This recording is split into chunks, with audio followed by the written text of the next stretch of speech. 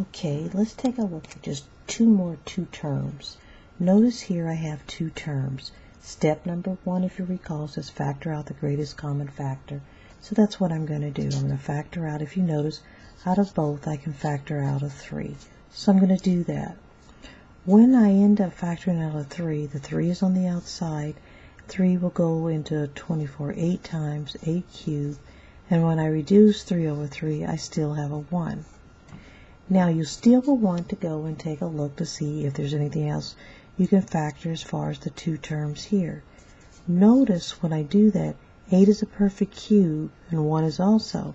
So it looks like I have a sum of cubes. Once again, setting up my two sets of parentheses, plus, a minus, and a plus. The cube root of A of 8 is 2A and a 1. Now to fill in this one, I'm going to take the first one and I'm going to square it and end up with 4a squared. I'm going to take the last term here, which happens to be 1, squared, and my answer is still 1. Then I'm going to multiply 2a times 1 and end up with 2a. So now this becomes now my answer. My answer is 3 times 2a plus 1 and 4a squared minus 2a plus 1. I've completed the problem. Now for the last one. Notice here you happen to have something to the 6th power, which is a little bit different because first thing, number 1, there's nothing to factor out. But if you recall from the very first time we started talking about factoring, we said you have to first check to see if you have a difference of squares before you can do a difference of cubes. So I'm going to do that. I'm going to put a square. Now if you notice, I can make it so it's p cubed because 3 times 2 is 6. And I can do 6 cubed because 3 times 2. So it looks like I do have a difference of squares.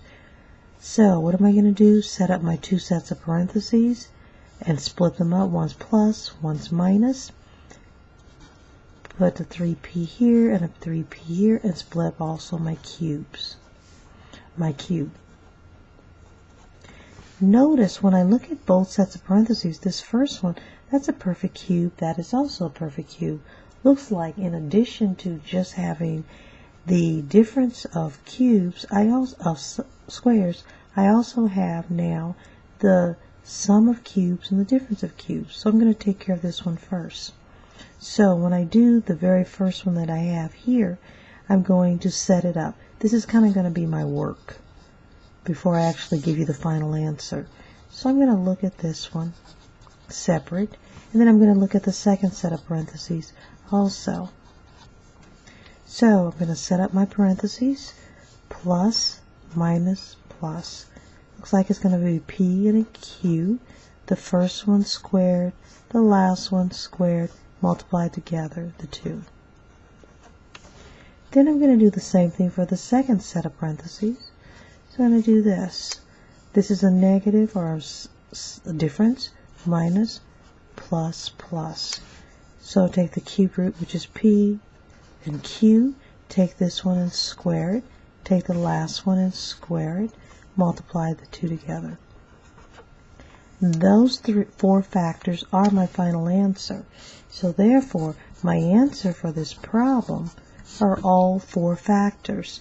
Normally you'll put your two terms together first.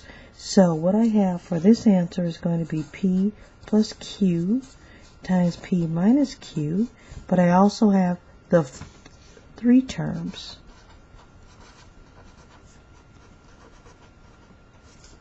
And also the last one.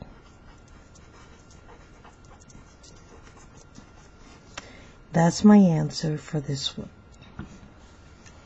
And for the very last one that we'll talk about, happens to be what, just to remind you about when you happen to have 3 terms. When you have 3 terms, it's fairly easy. What you're going to do is what you were taught previously about trial and error. You're going to just look for, so I've got an x and an x. And if I notice here, I have a 48. And so therefore, what I'm going to have then is I will end up with looks like a positive 6 and a negative 8. and I can go back and double check myself and see, but that ends up being the factor for here. The same thing here when I get ready to factor this one. Maybe I don't see it right away, so I have to come up with some kind of a form to be able to come up with this particular answer. Well, one way that you can do is you can pull them apart like this, and you can do the same thing here, which happens to be I can have a -4 and a +2. When I multiply those together, I do get 8. This is just a quick check to end up making sure I end up with a +10. Any method that you've been taught previously in Math 80 or some previous course, feel free to use that. You don't have to use this method at all. So what I'm going to do is that quickly I'm going to cross multiply because I'm looking for this. When I cross multiply here, I end up with a 6x. And here, when I cross multiply here, I get a -4x. So that is not going to work for that factor. So I'm going to try it again. I'm going to set up a 3x and a 1x. This time I'm going to switch the order that I have here. I'm going to end up putting the 4 here, which is going to be a positive, and I'm going to put the 2 here.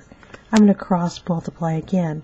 When I cross multiply and I end up with 3x and a +4x, I end up, when I do that, I end up with the answer of a +12x. When I do it here, I end up with a -2x. And notice, when I add those two together, I do end up with a +10x.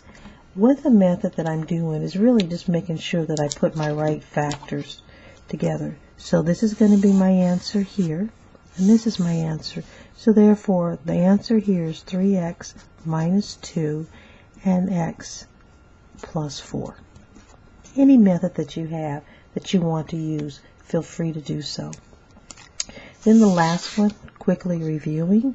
Once again, I'm going to look and see what can I pull out. And if you notice, I can reduce each of them by 2, but also an x. So that's going to be my first step. When I do that, I end up with a 2x. Reducing that, I have an x squared minus here a 10x. And here, when I end up reducing this, I end up with a positive, what is that? 3 goes in that one time.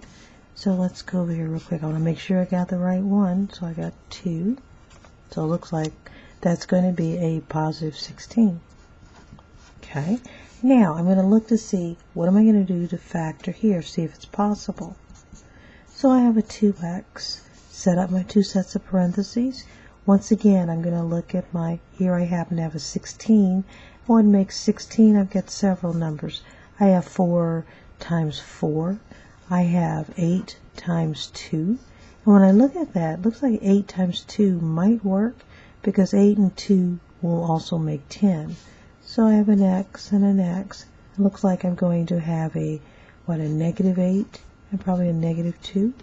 So now I have factored everything completely.